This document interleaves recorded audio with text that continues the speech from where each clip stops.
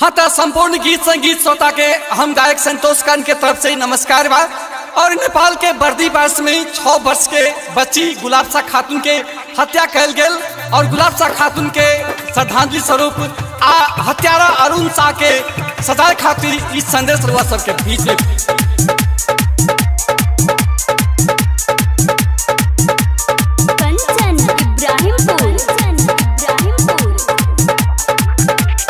सरकार कहाँ बानी बर्दीवास में आए फांसी के रउआ कानून बनाई। सरकार कहाँ बानी बर्दीवास में आए फांसी के रउआ कानून बनाई। फांसी के रउआ कानून बनाई हो, फांसी के रउआ कानून बनाई। गुलाबशाह खातून के न्याय दिलाए आज के रउआ कानून बनाई। बेटी बचाओ के नाटक न दिखाए फांसी के रउआ कानून बनाई।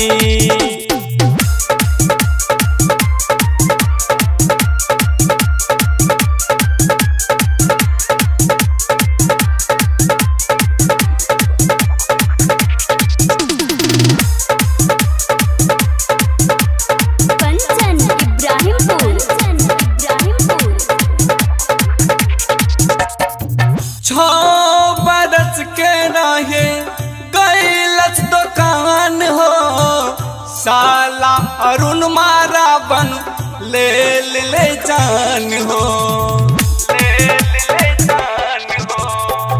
6 बरस के रहे गैलस दुकान हो, साला अरुण मारा बन ले जान हो। एगो बेटी खातिर कानून बनाई सरकार नहीं नाटक दिखाई। एगो बेटी खातिर कानून बनाई सरकार नहीं नाटक दिखाई।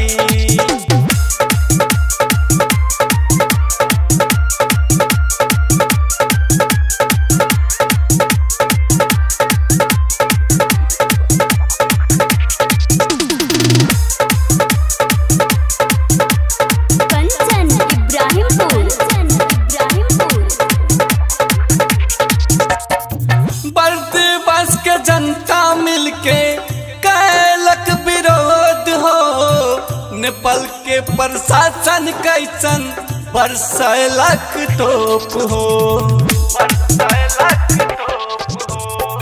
बर्दीवास के जनता मिलके कैलक विरोध हो, नेपाल के प्रशासन कैसन बरसैलक तोप हो।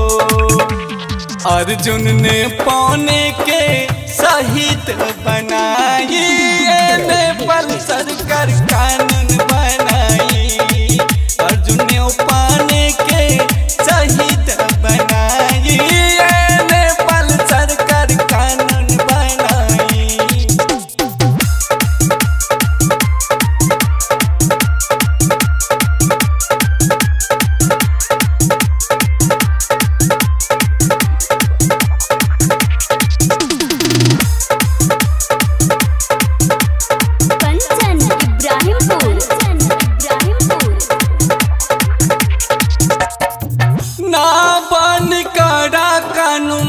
बहन बेटी मंगरी फोर्स पैसा पर सब होई बड़ी,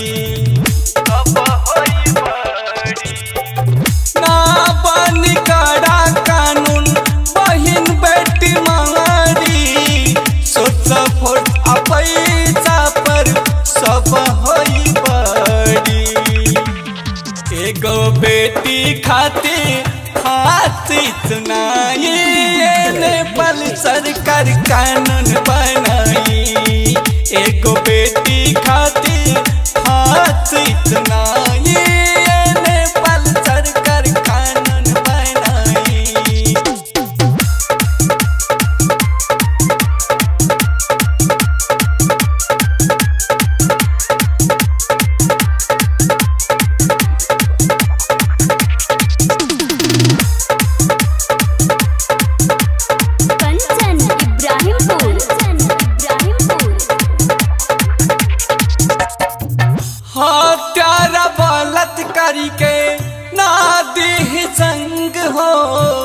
एकरे खातिर नइखे आइले नेपाल में गणतंत्र हो, नेपाल में गणतंत्र हो। हत्यारा बलात्कार के ना देह संग हो, एकरे खातिर नइखे आइले नेपाल में गणतंत्र हो। सुंदर समाज के कल्पना बनाई, सरकारी नाटक ना देखाई। सुंदर समाज के कल्पना बनाई, सरकारी नाटक ना देखाई। माँ गायत्री रिकॉर्डिंग स्टूडियो मलंगवा, सर्लाही, नेपाल।